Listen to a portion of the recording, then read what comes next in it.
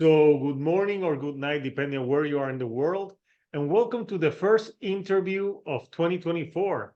I'm your host, Hector, here in the Shield on a Couch. I want to wish everyone a Happy New Year, and today I'm joined by Announce the Apocalypse, and this is a band that I interviewed when the channel was like 2 months old. I interviewed back then Dominic when he had his previous album, and we talked all about it. So we're here again because on January 12th, they're releasing a new album, Experience Machine, and we're here to talk about it. So first of all, how are you guys tonight? Great. How are you? Awesome. I'm good. So of course, we know Dominic.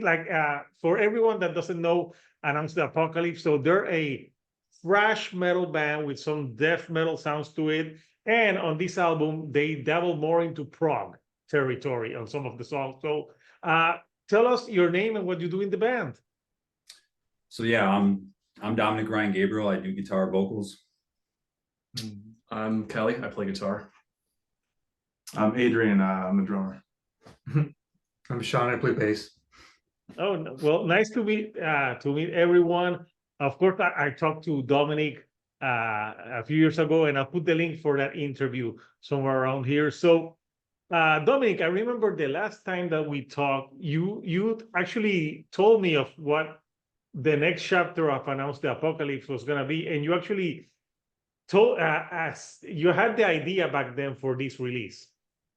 Yeah. I actually rewatched our interview, and it's a little strange considering that everything happened, right? You know, the band is here now, got a full lineup, and the album is done. So. Oh yeah, when we did that interview, you were looking for a drummer, you were looking for more people. So yeah, it's good that it finally came by. So tell me, how did you connect with Dominic, to the other guys in the band? How did that happen? So okay, Kelly, I found through Craigslist. That's essentially how we met up. He was the first guy that I found, and I think I already found him by that time we had the interview, the first one.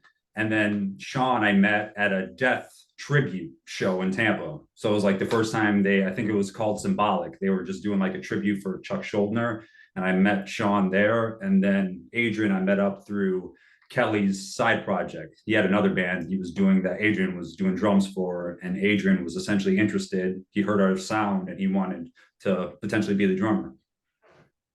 Cool. Yeah, I know it's not easy finding drummers. And Adrian, has anyone told you that you look like Howard Jones?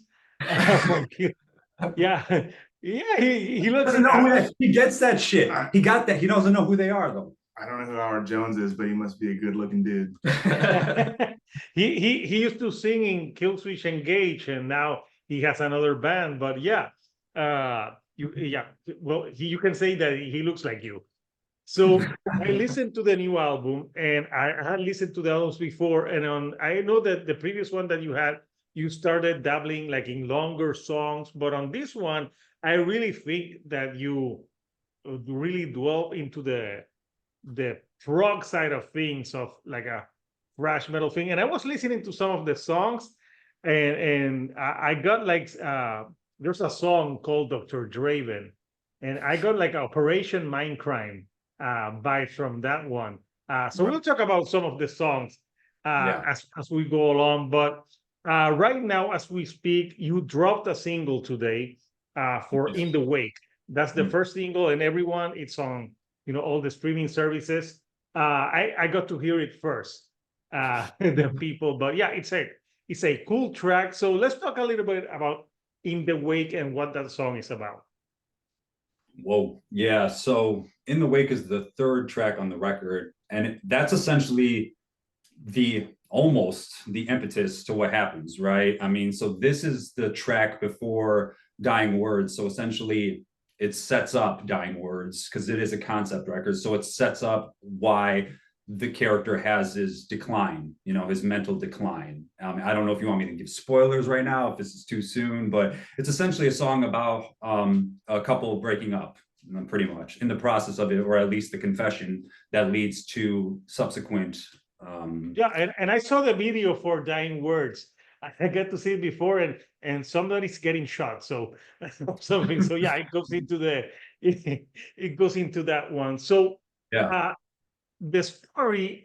So in the wake, obviously, someone breaking up. So the concept of the record. How many characters are on this record? Because I know there's the Dr. Draven. I think there's a female character. There's a few characters in it. Yeah, so we have the main protagonist. He doesn't have a name, and his woman is Piper, and that's really Piper's song in the wake, right? That's really her song. So we have Piper, Dr. Draven, and then essentially just society. Really, society as a whole plays a huge character in this story and the events that are occurring within the protagonist's world. So Who was who did you get to play the Piper character? The voices. That's my fiance. She does the Oh, voice. I thought you pointed to him, and I thought he was doing the voice. yeah, not quite. However, yes, and there's for Forever the Pariah, there's the mother character essentially, and I actually did the voice for that. So since you brought up, yeah, were you inspired by Psycho? That's funny in a weird way. We Maybe kind a of little were. We bit. kind of were. We talked about that. It was supposed to be a secret, but it's okay. Yeah, we kind of talked about that. It's funny you mentioned that. Yeah. Okay, cool. So yeah, let's. I want to show the artwork for this. It's already out, but for people who haven't seen it, so here's the artwork for Experience Machine. So tell us a little bit about the artwork. You know what you're trying to convey with this artwork. So it's funny because the artwork was the first thing that was done for this whole project. This artwork was essentially done when we first spoke for Nefarious Means. And wow, yes, it's been, I like when I do my projects, I like having the just the finished cover because it essentially gives me a vision moving ahead. So when the artist gave me this, I already had ideas moving forward, and that really just projected me further. So as far as I couldn't tell you what my thoughts were. I just gave the artist the storyline, and he came up with the cover. Yeah, it kind of reminds me a little bit of like Between the Buried and Me had an album called like Coma Ecliptic, where the character is like he's like sleeping or something, and, and it's everything that happens while he's in a coma. But on this one, it's when I look at it reminds me of like Total Recall too. Remember that Arnold movie where he's like sitting in a chair, and so it's pretty cool. So why Experience Machine and not Experience the Machine? Well, because Experience Machine is, I think it just sounds better. First of all, it's very tight. Shorter. Yeah. It's a tight title, but it's a direct reference to the thought experiment developed by philosopher Robert Nozick in the 1970s.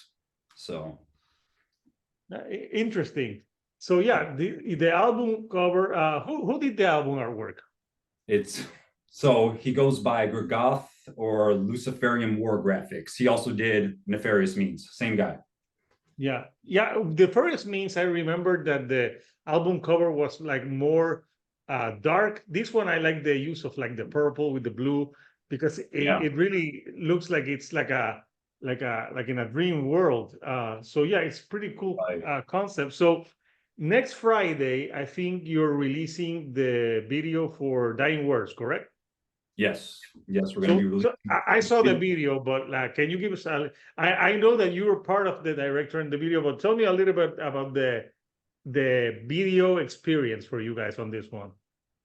Yeah, so that was, it's going to be essentially my directorial debut for a music video. And really, it was a very straightforward shoot. We met up at a studio. We shot all the band sequences. So that took about maybe 4 hours, got that done. And then we went to the place that I was currently living at the time. And that's when we shot all the house sequences with the actress. It was a very smooth experience overall. Were you in the part of the actors? I thought you were the guy in the bed. Both. He does it all. Yeah. Well, you when you DIY, you have to like you're the actor, the director. But I like the because the when you're doing like the band playing with the purple. I don't know why that purple like color looks cool on the music video. Yeah. So how was when you're tackling this one from the various means, first of all, did you record it in Tampa as well as the other one? Yeah, the whole album was in Tampa, but it wasn't at the same studio because Nefarious Means was recorded at More Sound, and then Yeah, I also remember we talked about right, that. yeah, and also in North Carolina where I recorded Outbreak. But this one was all in one studio, and somebody remember the name of the studio? Underground Underground Studios. Sounds. It's the Yeah. same studio that we rehearse at. We know Yeah. the guy who runs it. He helped engineer it. Yeah, So it was a really cool, like homey experience, very comfortable studio vibe for us. yeah, we know the guy. We're there. I mean, at the time we were there almost every week practicing, preparing for this album. So yeah, very comfortable environment. So I want to talk about the bass playing on this album, but there's some tracks where the bass got like very like primacy, like it was like very prominent in some of the tracks, especially like in the middle of the album. There's like a few like instrumental tracks, I believe, if I'm not mistaken. Yeah, we got So into- yeah. let's talk about the bass on this record because it was more prevalent than on the previous release that I heard from the band. So, well, I'm grateful that they let me, have a presence in the band, in the overall sound, because, I mean, in this direction we're going, in a more proggy direction, there's more, space for kind of the bass to shine a little bit, I suppose, because obviously in more straight up thrash and death metal, it's just so intense and heavy all the time. There's no dynamics where it slows down so the bass can, actually shine a little bit. So, but yeah, I'm really glad that you enjoyed that aspect of it. We got this early mix when I was working with the mixer Jamie King. He sent it back and it was like super bassy, and Dom was like, whoa, it sounds like you're gonna be on the cover of Bass Player magazine. So Right. he went too Yeah. far with it. I just wanted a little more presence, but we were able to dial it back a little bit. And I think we found a good spot for the bass. You know what I mean? Like it's audible, but it's not overpowering.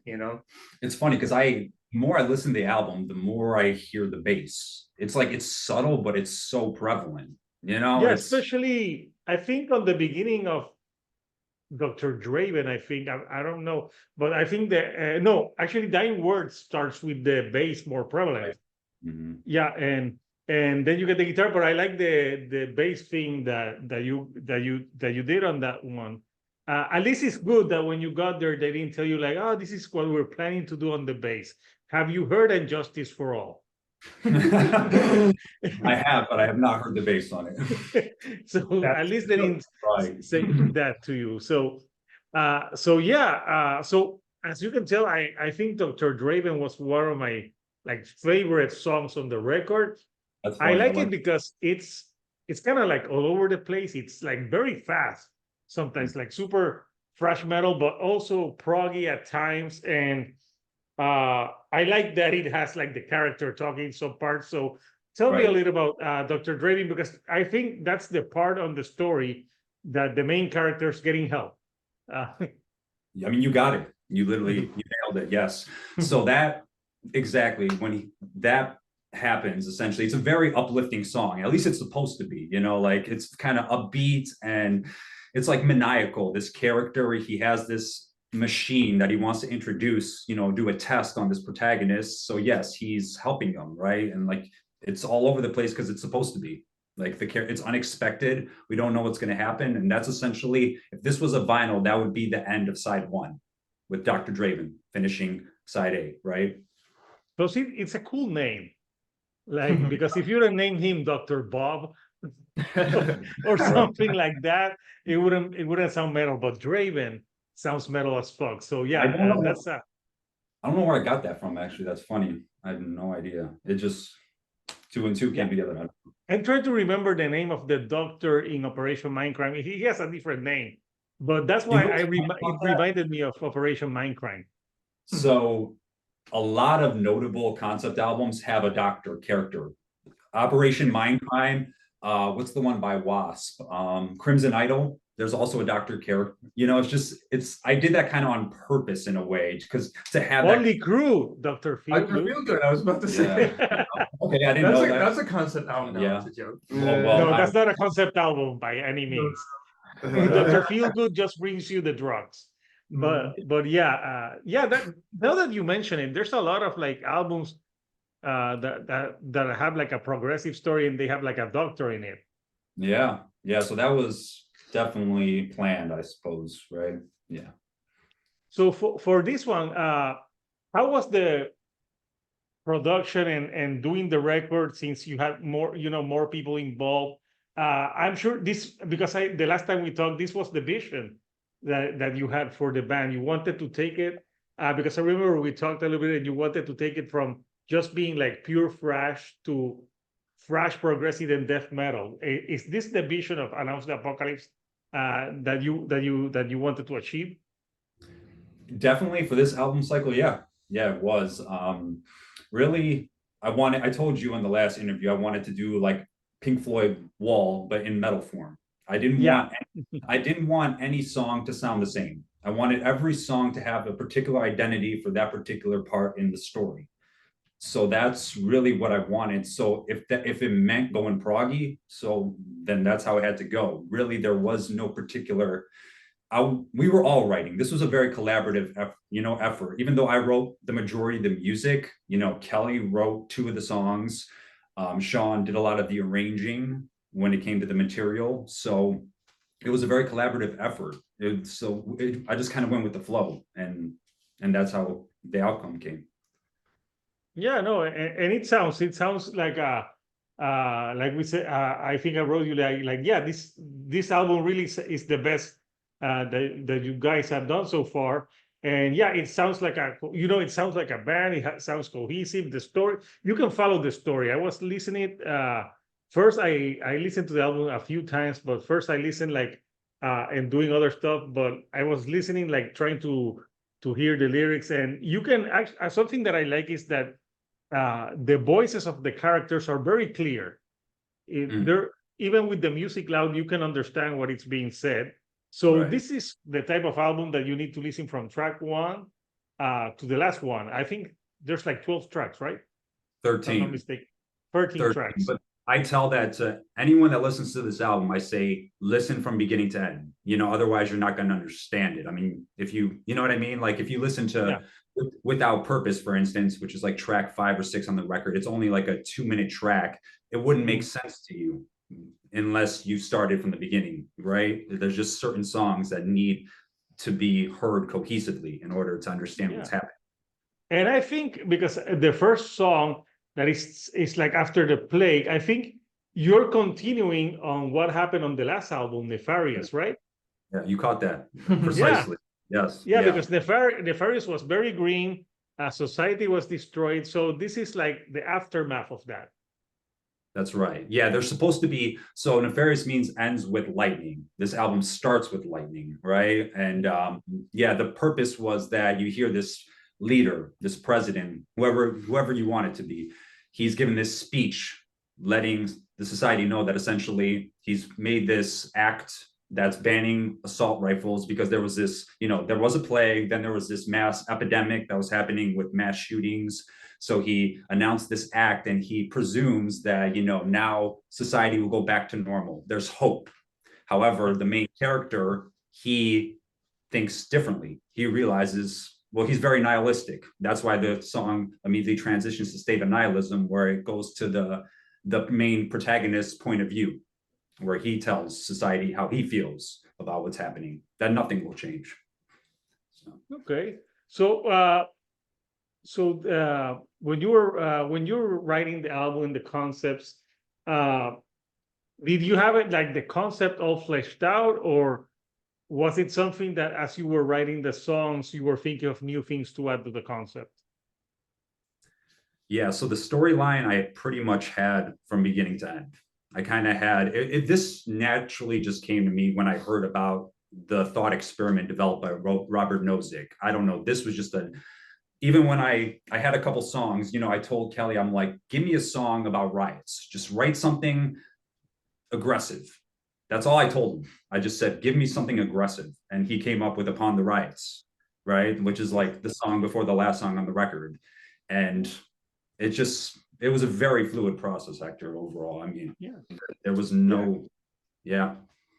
Plus the two guitars are really cool because I know you handle a lot of like leads, but I think you both interchange from each other. And now I'm looking at Kelly and he looks like a young Dave Grohl. I get that all the time. Yeah, no, but that's a joke. We fuck with him all the time about that. Yeah. I love Dave Grohl, so that's not a bad That thing. was my favorite band. Yeah. Yeah. I hate Foo Fighters, but Nirvana, yeah. For sure. Oh, my number one album of this year was the Foo Fighters album. Straight up. Yeah, it's a great album. Yeah, I enjoyed it a lot. So yeah, I think something that this album has a lot. There's a lot of like guitar playing. The drums are very good as well. But, I'm like the drummer is looking at me like, come on, give me some love. So everything, it sounds really cohesive. For you guys, which song for you on this album, if you had to, like the calling card for, if you have to tell someone like, hey, listen to this song and this is what we are all about, which song would you pick? I mean, I think everyone has, I would say Forever the Pariah. That's my jam too.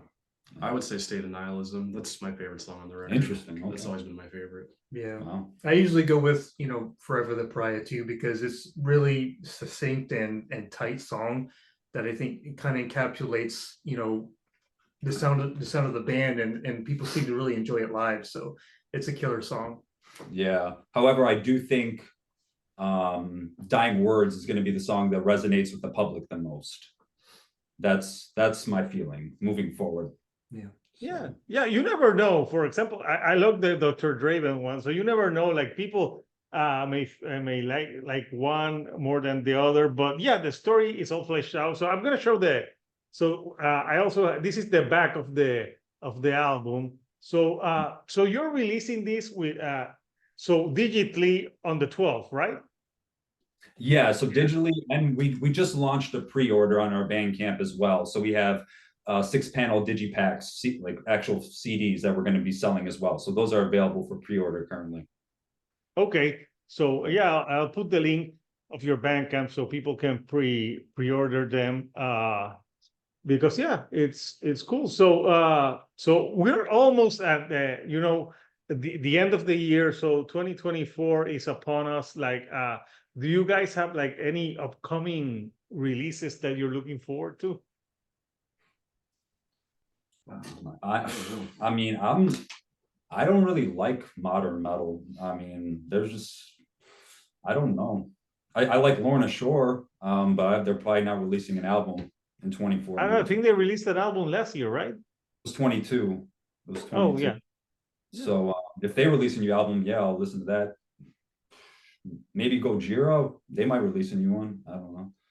Yeah, I hadn't heard if Gojira is releasing a new one. Yeah, I mean, it's so early. I don't really know who's releasing new music at this point.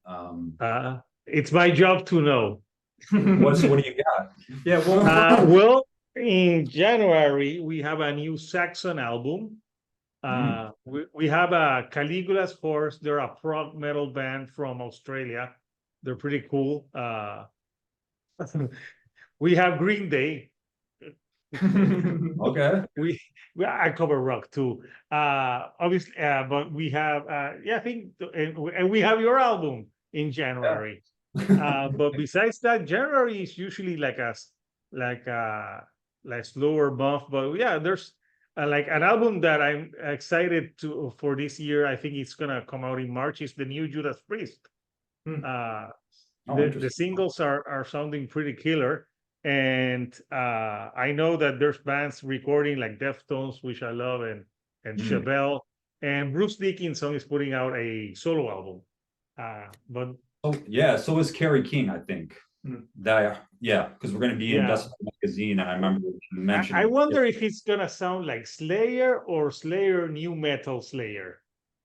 What's up with this new metal like craze that's been happening. I don't get it. Dude, I love new metal too. Come on, we were No, talking no, 2 years ago that that's we not my wanted to go see Limp Bizkit. That's not my point. I've always liked new metal, but all my point is all the people that didn't like new metal like it now. It's like, just if you didn't like it, why the fuck you like it now? You know, like, just Because I think it's the kids who are liking it now. I guess, like, I always loved new metal. That's the shit that I grew up on. I know. Yeah. Yeah, he did. Yeah. But he's the old guy in the band, you know.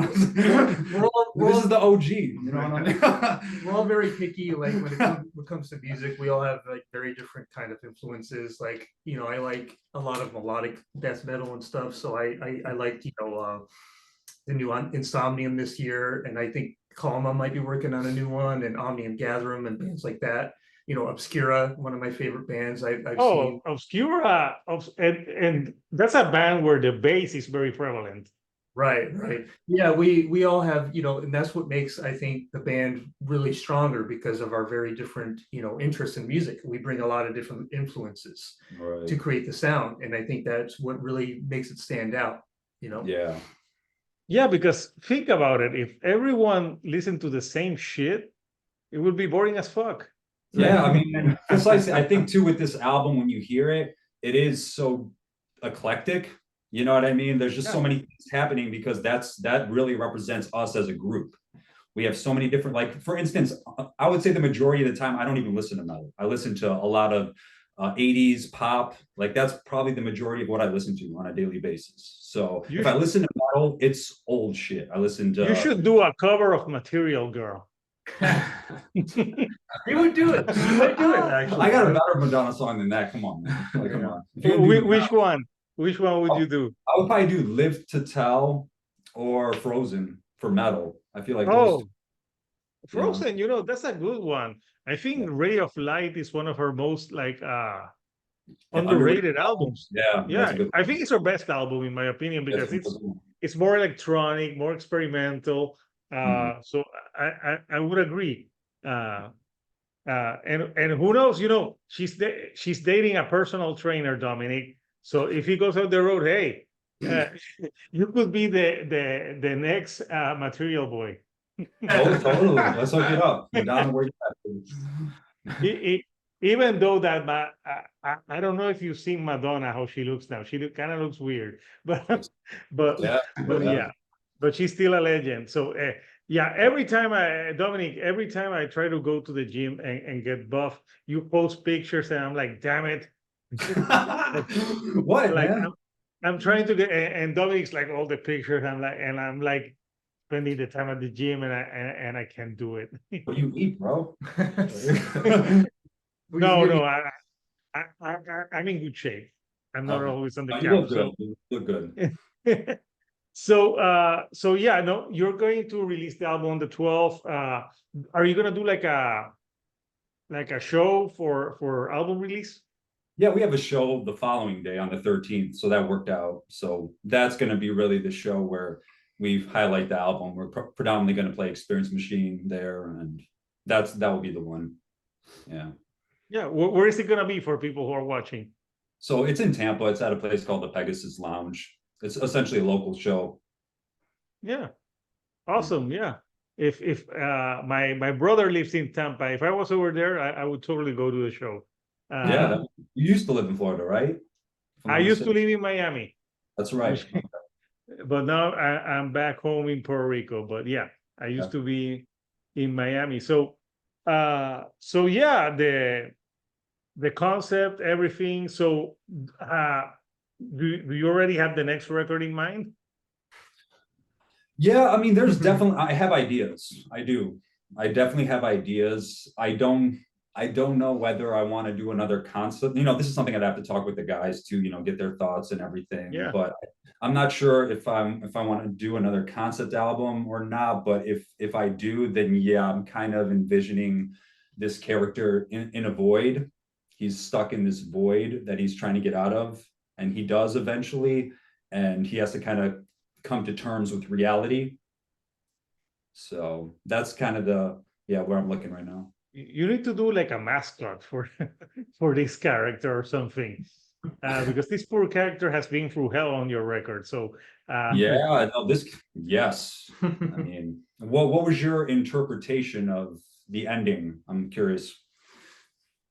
The ending, well, I'm trying to remember the ending because I've listened to it, but I need proper listens because I'll do an album review for this Gotcha. album when it comes out. Gotcha. But yeah, I need the lyrics to interpret things. But yeah, I think the ending, it's it's kind of ends abruptly, and the last songs is more there's more like instrumentation and parts, so it seems like the character probably is trying to disconnect from the machine. Should I give it away? Sure. Yeah. Sure. So essentially what happens is there's riots that occur, right? In the song Upon the Riots, there's riots that happen. And as the riots are ongoing, the character is plugged into the machine and the facility gets burnt down. So therefore, the machine, he dies inside the machine. So the last song is essentially him in this void, but he doesn't know if he's in a void or where he is. He's just finally at peace. He feels at peace for once in his life, and the record ends with noises, and those are the noises. Those are the noises he heard when the machine was essentially breaking down as a result of the fire, and those noises he's going to continue to hear because it's just something that's perpetuated as a result of what happened from the riots. Yeah, I really like how that outro came out. You know, Kelly worked hard on that and pretty much nailed that in the studio. But notice how, I mean, I like to leave stuff up to interpretation, but notice how it goes deeper and deeper, kind of. You know what I mean? So yeah, I love it. Yeah, that's really Kelly's song, Simulation Evermore, the last song in the album. He wrote literally like the whole thing. I mean, Sean contributed a lot to the middle section. I did like a harmony part, nothing crazy, but that's really his song musically. Yeah. Awesome. Yeah. Well, I listened to it like 4 or 5 times, but I'm like, is he dead? Isn't he? So because there's and I don't know, is he? I mean, I guess you got to wait and see. Maybe we don't know. Maybe he took the red pill, or was it the blue pill in the Matrix? Right. Yes. Yeah, some of them. So yeah, so I would recommend, the album for people who like obviously thrash metal with progressive tendencies. Like I remember there's a band, obviously that band went for personal reasons that maybe they're not playing as much, but that band Vector, they had like an album a few years ago that was like a concept story, obviously something personal happening in his life, and not a lot of people talk about the band anymore, but they put out an album like 5 years ago or 6 years ago that was amazing. It was like something like they were on a spaceship, and it's like a concept about there being a spaceship, and it's got that vibe of like thrash with prog with death. So you guys are doing like something that's similar, but serious question, Dominic, will you ever write like a crossover thrash song just about drinking, man?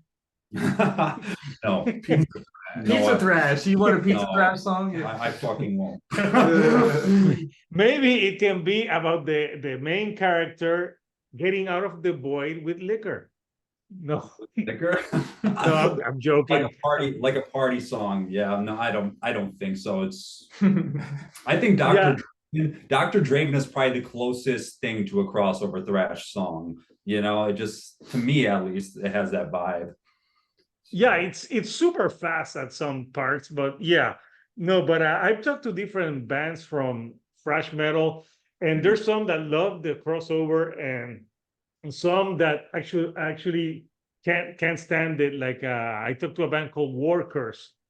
Earlier this year, they put out an album called Confession, and yeah, they're all about the serious subject matter. But then you have bands that like more like thrash with crossover, like Electrocutioner, which is a band from New York that I interviewed a few weeks ago. Pretty cool bands. But yeah, I know that you you like more like the serious thing. So yeah. I mean, it stems from my influences, right? I mean, my biggest influences are always going to be Metallica, Slayer, Death, At the Gates. I mean, these are all serious bands with real world topics, and it's innate and it works. There's just, I love the aggression and the visceral nature of our music, and I think it works for what we're doing as a whole. Yeah, I mean, we understand that it's kind of eclectic and it might be hard for some people to grasp, but we wanted to try as you know, to tell a story and to do something a little different, you know what I mean? Yeah. Because, you know, telling a story, if it comes out prog, then so be it. But like I said, we all have very different influences. Yeah. And, you know, I really loved how strong Dom's story was, you know, and if we could write music to tell that story, then we'll go for it. You know what I mean? At the same time, it is progressive, but I do think there are at least a few tracks, 2 or 3 tracks in there that are more concise and that people can get into. I really do think that there's all kinds of different things people can get into, you know, lots of different sounds and influences that we showcase. That I think a lot of people will find something that they'll like about the album, even if they don't typically listen to prog, you know. Oh, yeah, and I'm glad to plug the album since you know you're more of an underground band. I like to, I review like all types of bands on the channel, but I like for people to know newer bands because back when I was in high school, I remember I did this like when No Doubt before they were big, they put out the first song and I'm like, oh, this is cool. This is, and everyone in my classroom was like, oh, that sucks. And 10 months later, everyone's like, oh, this is the best thing ever. I'm like, I told you 10 months ago. Like, so it's cool to like you know, get people to listen to new stuff. Plus a lot of like the big four, you know, a lot of the older bands are retiring and there's very cool new bands doing thrash metal in different styles, you being one of them. So I think people should you know, support new music. No, I appreciate that. And also to add to what Sean was saying, I wanted to make songs too that stood out, you know, that had hooks that could be accessible to a lot of people, you know, not just within the metal community. That's where a song like Dying Words comes to play. That was a song that was really written for women, essentially. I wanted like heartache and just that feeling to resonate with women and just like heart loss, essentially. Yeah. So I feel like a lot of metal is just so, especially in this world, so close-minded right now. I mean, there's just not a lot of innovation happening, and I really wanted to innovate with this record. No boundaries. Plus, you need to write for the girls, man. Nothing worse than going to a show and being a pure sausage fest. So no. Right up. And that's the problem. It's like there's just too many fucking guys in the metal world right now. We need more women because metal needs to make money. Women. Oh yeah. That's the demographic that generates sales. You know what I mean? And if you, I'm seeing a band in Puerto Rico in a month called Crypta. They're all women and they kick ass. If you haven't heard that, my God. They came to Tampa not too long ago, a few months ago. Oh, they're fucking amazing. I'm gonna try to see if I can interview them in person. But yeah, I say all for it. And yeah, Dying Words, like the beginning has that, you know, it sounds like it's gonna be a power ballad, but then it gets more technical. But I know, yeah, I see what you're saying. But yeah, the album is very good and it's coming out on the 12th. I'll put the link so people can pre-order it. So for 2024, besides putting the album, like what are the future plans for the band right now in the next like 3 or 4 months? Right now, this is it. Like honestly, Hector, this is our main focus. We want to generate as much attention as we can with this album, primarily through the internet, you know, with the music video and just doing as much streaming as we possibly can to generate views and everything. We were considering doing a mini tour, but we decided not to for the time being for personal reasons, but really just Experience Machine. And that's what we're focused on. Yeah, well, when if you guys do a tour ever and come to Puerto Rico, like I'll go see you guys. I would love that. Yes. Or if I'm Tampa. So anything you would like to say to the people before we go tonight? Listen, if you, like you said, if you're a fan of like prog thrash, this is the record for you. We truly gave our hearts into it, and I truly think people are going to love this album. You just listen to it from beginning to end, because that's really the experience that we're trying to convey. It's a story. So if you want to, all good concept records need to be listened from beginning to end. That's This is one of those records that you need. It's good with headphones, but you gotta send me the lyrics so I can do a proper album review. Oh, totally. I'll send them to you. Yeah. So people, Announce the Apocalypse Experience Machine out on January 12th digitally. So you can, I'll put the link for everyone. So people, until next time, this is Hector, the Shield on a Couch. There you have a copy. We have physical media too, of course. Physical media too for people that want to get that physical media. And maybe in the future, vinyl. Sure. Why not? Buy the fucking CDs. Yeah, Let's right? show us the Send- money. Send James Hetfield an email because they got a vinyl plan like James. We're a thrash metal band. Right. Please put out a record and have us open for you. That would be awesome. Like to open for opportunity. open for Metallica. It would be amazing. So, Yeah. but yeah, I want to thank you guys for taking again time of your Friday to chat with me because we had nothing else to do on a Friday night to talk about metal, but it's always good. So That's right. people, until next time, this is Hector, the Shield on a Couch, and I'll see you all right here on the couch. Thank you and good night.